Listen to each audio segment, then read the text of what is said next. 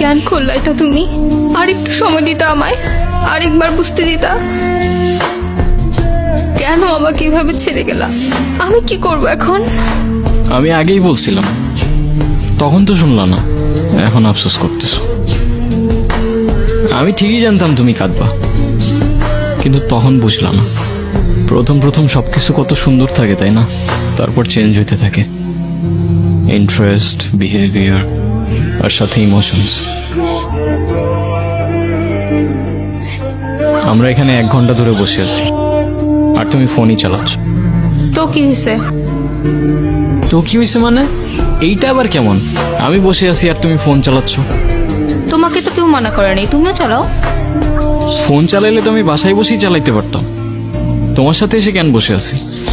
দেখি, এখন খালি আমাদের ডিসকাশন হবে, কোনো ফোন না। আজও ফোনটা কেন নিলা? ফোনটা দাও।